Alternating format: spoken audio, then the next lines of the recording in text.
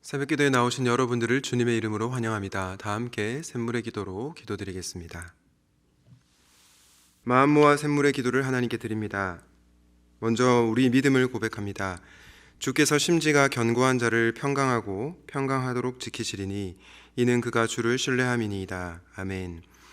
우리에게 평강 주시는 하나님, 이 시간 주님 앞에 나아갑니다. 오늘도 주님을 온전히 신뢰하며 세상의 혼란과 어려움 속에서도 흔들리지 않는 견고한 믿음을 허락하여 주옵소서. 교회와 예배를 위해 기도합니다. 하나님은 영이시니 예배하는 자가 영과 진리로 예배할지니라. 아멘. 거룩하신 하나님, 샘물을 통해 하나님의 영광이 드러나게 하옵소서. 샘물의 모든 예배가 영과 진리로 드려지게 하시고 성령님의 임재를 경험하는 거룩한 예배가 되게 하옵소서. 교회의 모든 사역을 통해 하나님의 뜻이 이루어지게 하시고 많은 영혼들이 구원받고 회복되는 은혜의 통로가 되게 하옵소서. 목장과 성도들을 위해 기도합니다. 서로 돌아보아 사랑과 선행을 격려하며 모이기를 패하는 어떤 사람들의 습관과 같이 하지 말고 오직 권하여 그날이 가까움을 볼수록 더욱 그리하자. 아멘. 사랑의 하나님, 샘물 공동체를 축복하여 주옵소서. 성도들이 서로 사랑하고 섬기며 어려움 가운데 있는 지체들을 돌아보게 하옵소서. 각자의 은사를 통해 교회를 세우는 일에 헌신하게 하시고 믿음의 교제를 통해 서로 격려하고 성장하는 건강한 공동체가 되게 하옵소서. 다음 세대와 청년들을 위해 기도합니다. 오직 여호와를 앙망하는 자는 새 힘을 얻으리니 독수리가 날개치며 올라감 같을 것이요 다른 박질하여도 곤비하지 아니하겠고 걸어가도 피곤하지 아니하리로다. 아멘. 소망의 하나님, 우리의 다음 세대와 청년들을 주님의 날개 아래 보호하여 주옵소서. 세상의 가치관에 물들지 않고 하나님의 말씀으로 무장하여 이 시대의 빛과 소금이 되게 하옵소서.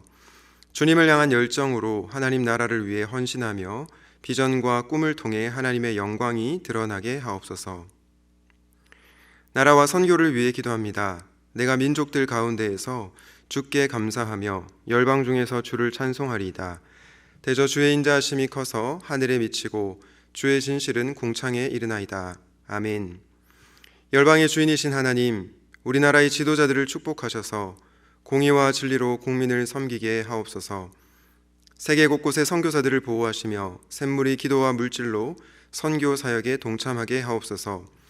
북한 동포들에게도 복음의 문이 열려 함께 주님을 찬양하는 날이 속히 오게 하옵소서.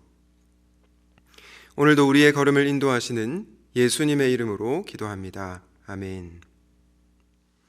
오늘 하나님께서 우리에게 주시는 말씀은 느헤미야 6장 1절에서 14절 말씀입니다.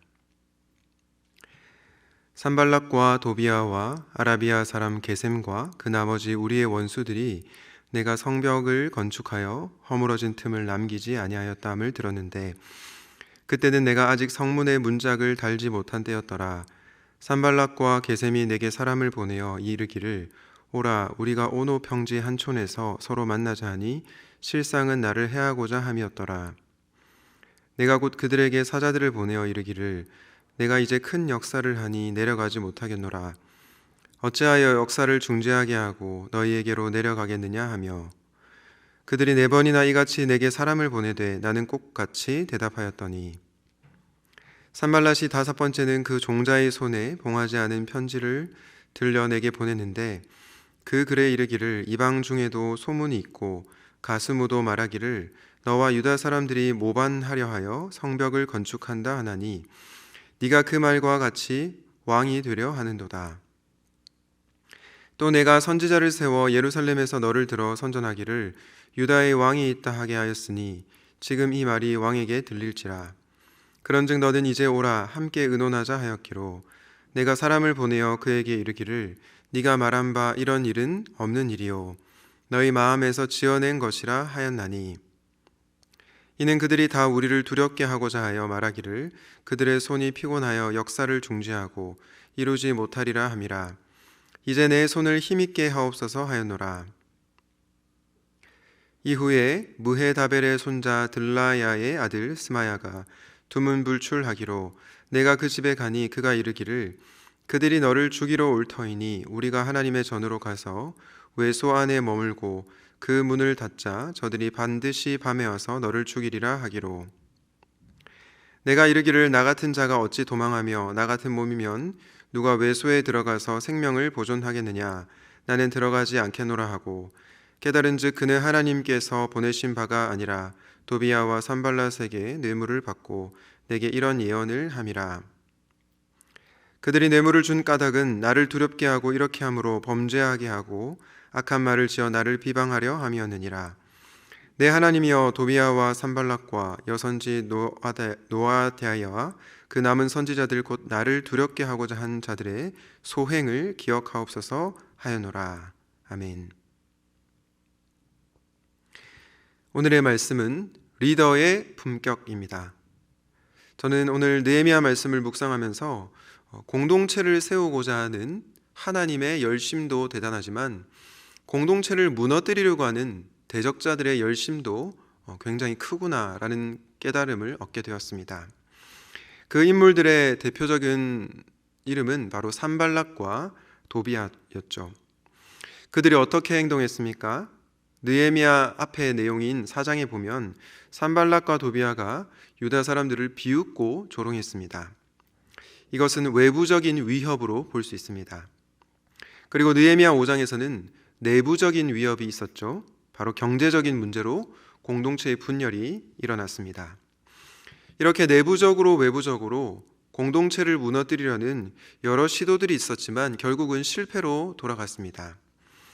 그런데 이렇게 해도 공동체가 무너지지 않자 산발락과 도비야가 이제는 어떻게 하느냐? 바로 공동체의 리더인 느헤미야를 무너뜨리려고 합니다. 왜냐하면 리더가 무너지면 공동체가 무너질 수밖에 없기 때문이죠. 그래서 저는 공동체의 리더가 너무나 중요하다고 생각합니다. 오늘 본문에 보면 공동체의 리더였던 느헤미야의 리더의 품격을 살펴볼 수 있습니다. 본문을 통해 리더로서 우리가 갖추어야 할 품격에 관해서 묵상하고자 합니다. 리더의 품격은 어떤 것일까요? 첫 번째는 어떠한 상황에서도 무례하지 않게 행하는 것입니다. 느헤미야 6장 2절과 3절 말씀을 다시 보겠습니다. 산발락과 게셈이 내게 사람을 보내어 이르기를 오라 우리가 오노 평지 한 촌에서 서로 만나자 하니 실상은 나를 해하고자 함이었더라. 내가 곧 그들에게 사자들을 보내어 이르기를 내가 이제 큰 역사를 하니 내려가지 못하겠노라.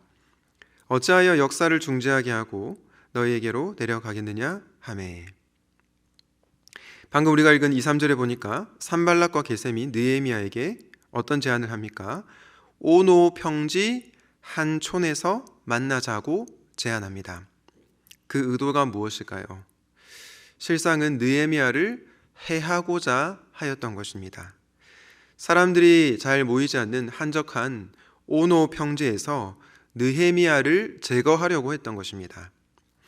느헤미야는 이런 그들의 악한 의도를 잘 알고 있었습니다. 그런데 그가 그 악한 의도를 가진 자들에게 보이는 반응이 어떠합니까? 3절 말씀을 공동번역 성경으로 보면 이렇게 번역하고 있습니다. 나는 큰 공사를 벌여놓고 있어서 내려갈 수가 없습니다. 내가 일손을 놓고 당신들에게로 내려가면 일이 중단되기 때문에 그럴 수가 없습니다. 저는 이 느헤미야의 모습을 보면서 리더로서의 품격이 느껴졌습니다. 잘 한번 생각해 보십시오. 누군가가 나를 죽이려고 하는 그 속셈을 알았다면 우리는 그 사람에 대해서 어떻게 반응할까요? 너 실은 나 죽이려고 하는 거지. 어떻게 나한테 이럴 수가 있냐라고 분노할 것입니다. 그런데 느헤미야는 달랐습니다. 오히려 그 모든 악한 의도를 알면서도 느헤미야는 대적자들을 무례하게 대하지 않고 정중하게 대하고 있습니다. 나는 큰 공사를 벌여놓고 있어서 내려갈 수가 없습니다라고 말하며 공동체를 세우는 사명에 집중하고 있습니다. 이렇게 느헤미야는 리더의 품격을 보여주고 있습니다. 사랑하는 성도 여러분, 혹시 누군가가 여러분을 힘들게 하십니까? 심지어 여러분을 악하게 대하고 계십니까? 그렇게 할 때 악을 악으로 갚지 말고 선으로 악을 이기십시오. 느헤미야처럼 어떠한 상황에서도 무례하지 않게 대하시는 리더의 품격을 갖추시기를 예수님의 이름으로 축복합니다. 리더의 품격 두 번째는 무엇일까요? 둘째는 어떠한 상황에서도 휘둘리지 않는 것입니다. 특별히 주변의 상황과 사람들의 말에 휘둘리지 않는 것입니다. 느헤미야 6장 6절에서 8절입니다. 그 글에 이르기를 이방 중에도 소문이 있고 가스무도 말하기를 너와 유다 사람들이 모반하려 하여 성벽을 건축한다 하나니 네가 그 말과 같이 왕이 되려 하는도다. 또 네가 선지자를 세워 예루살렘에서 너를 들어 선전하기를 유다에 왕이 있다 하게 하였으니 지금 이 말이 왕에게 들릴지라. 그런즉 너는 이제 오라 함께 의논하자 하였기로 내가 사람을 보내어 그에게 이르기를 네가 말한 바 이런 일은 없는 일이요 너희 마음에서 지어낸 것이라 하였나니. 느헤미야를 죽이려는 산발랏의 첫 번째 음모가 실패했습니다. 그러자 그는 두 번째 음모를 계획하는데요. 그것은 바로 리더인 느헤미야를 나쁘게 말해서 그의 지도력에 손상을 주려는 것이었습니다. 그 내용이 방금 제가 읽은 느헤미야 6장 6절에서 8절 내용입니다. 도대체 어떤 내용입니까? 느헤미야가 성을 건축하고 그곳에서 왕이 되려고 한다라고 거짓 소문을 낸 것입니다. 7절에 보면 산발랏은 느헤미야가 예루살렘에서 그를 왕으로 떠받들고서 유다의 왕이 있다고 선포하게 할 예언자들까지 이미 임명했다고 거짓 소문을 내고 있습니다. 그리고 이러한 일은 이제 왕에게 곧 보고가 될 것인데, 그러니 느헤미야여 나와 만나서 함께 대화하자, 의논하자라고 지금 음모를 꾸미고 있는 것입니다. 여러분, 이쯤 되면 보통 사람들은 어떻게 반응할까요? 휘둘리겠죠. 어떻게 사실도 아니고 거짓 소문을 퍼뜨리느냐, 이렇게 루머를 퍼뜨릴 수 있느냐, 지금 당장 오노 평지에서 만나자, 내가 나의 억울함을 풀겠다라고 말하면서 말이죠. 그런데 만약 여러분 느헤미야가 이렇게 반응했다면 어떻게 되었을까요? 그는 오노 평지에서 아무도 모른 채 살인을 당하게 되었을 것입니다. 느헤미야는 이 산발랏의 악한 의도를 간파했기에 휘둘리지 않았던 것입니다.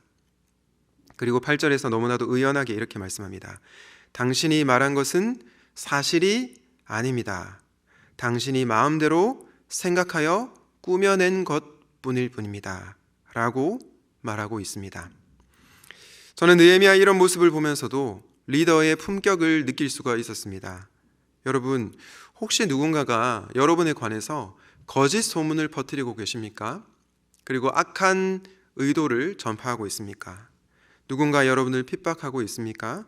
그럼에도 불구하고 그것에 휘둘리지 않는 리더의 품격을 갖추시기를 예수님의 이름으로 축복합니다. 지금까지 저희는 느헤미야를 통해서 어떠한 상황에서도 휘둘리지 않고 또 어떠한 상황에서도 무례하지 않는 리더의 품격을 보았습니다. 그런데 여러분, 어떠한 상황에서도 나를 공격하는 사람을 무례하지 않게 대하고 어떠한 상황에서도 나를 괴롭히는 사람에게 휘둘리지 않는 그것이 쉬울까요? 어려울까요? 당연히 어렵겠죠. 거의 불가능에 가깝습니다. 그래서 리더에게 필요한 것이 무엇일까요? 바로 마지막인데요. 말씀과 기도로입니다. 느헤미야 6장 10절부터 13절에 보면 산발랏의 세 번째 음모가 나오는데요. 6장 11절에서 13절까지만 보겠습니다. 내가 이르기를 나 같은 자가 어찌 도망하며 나 같은 몸이면 누가 외소에 들어가서 생명을 보존하겠느냐. 나는 들어가지 않겠노라 하고 깨달은즉 그는 하나님께서 보내신 바가 아니라 도비야와 산발랏에게 뇌물을 받고 내게 이런 예언을 함이라. 그들이 뇌물을 준 까닭은 나를 두렵게 하고 이렇게 함으로 범죄하게 하고 악한 말을 지어 나를 비방하려 함이었느니라. 길어서 10절은 안 읽었지만 10절 말씀에 보면 느헤미야가 하루는 스마야를 만나려고 그의 집으로 갑니다. 그런데 스마야가 느헤미야에게 뭐라고 얘기하냐면 하나님의 성전으로 갑시다. 성소 안으로 들어가서 성소 출입문들을 닫읍시다. 자객들이 느헤미야 당신을 죽이러 올 것입니다. 라고 말을 합니다. 여러분, 이렇게 말하면 보통 어떻게 반응할까요? 무서워서 성소 안으로 들어갈 것입니다. 그런데 느헤미야는 성소 안으로 들어가지 않고 이 스마야의 제안을 단호하게 거절합니다. 왜냐? 민수기 18장 6절과 7절에 보면 제사장 외에는 아무도 성소 안으로 들어갈 수 없다라고 율법이 말씀하고 있기 때문입니다. 즉 느헤미야가 이 스마야의 제안을 거절한 이유는 그가 하나님의 율법인 말씀에 능통했고 그 말씀에 순종해야 하겠다고 하는 마음이 있었기 때문이죠. 이를 통해 우리가 알 수 있는 사실은 무엇입니까? 리더 느헤미야가 말씀의 사람이었다는 것을 알 수 있습니다. 또한 느헤미야는 말씀의 사람일 뿐만 아니라 기도의 사람이었습니다. 우리 느헤미야 6장 14절 말씀을 같이 한번 읽도록 하겠습니다. 내 하나님이여 도비야와 산발락과 여선지 노아다에와 그 남은 선지자들 곧 나를 두렵게 하고자 한 자들의 소행을 기억하옵소서 하여노라. 여러분 느헤미야가 어떻게 하고 있습니까? 그를 해하려고 한 자들에 대해서 악을 악으로 갚지 않지만 그들의 악한 소행을 하나님 기억하여 달라고 기도합니다. 하나님께 자신의 원통함과 억울함을 호소하고 있는 것입니다. 이렇게 기도함으로 느헤미야는 자신의 어려움을 돌파해 나갔습니다. 저는 이 모습을 보면서도 리더의 품격이 느껴졌습니다. 제가 너무 답을 정해진 것을 말하는 처럼 보여서 죄송하지만 결국 모든 문제에 대한 정답은 말씀과 기도입니다. 왜냐하면 하나님께서 말씀과 기도를 통해서 저와 여러분에게 영적인 힘과 분별력을 주시기 때문입니다. 그러므로 우리는 늘 말씀을 가까이 하고 하나님 앞에 엎드려야 합니다. 특별히 리더인 사람들은 더더욱 말씀과 기도로 깨어 있어야 하는 것입니다. 사랑하는 성도 여러분, 사랑하는 리더 여러분, 혹시 느헤미야와 같이 어려운 일을 겪고 계십니까? 그렇다 하더라도 리더의 품격을 놓치지 마시기 바랍니다. 늘 말씀과 기도로 깨어 있어서 어떠한 상황에서도 무례하지 않게 상대를 대하고 어떠한 상황에서도 휘둘리지 않는 품격 있는 리더들이 되시기를 예수님의 이름으로 축원드립니다. 아멘. 오늘 말씀을 기억하면서 기도합시다. 말씀과 기도로 늘 깨어 있어서 어떠한 상황에서도 무례하지 않고 휘둘리지 않는 우리가 되게 하소서. 샘물교회 리더십을 위해서 기도하면 좋겠습니다. 샘물교회 리더십을 축복하여 주셔서 샘물의 모든 교육자들과 직분자들, 목자님들이 리더의 품격을 갖추게 하시고 주님의 몸된 교회인 샘물교회를 건강하게 잘 세워가게 하옵소서. 함께 기도하시고 개인의 기도 제목으로 기도하시겠습니다.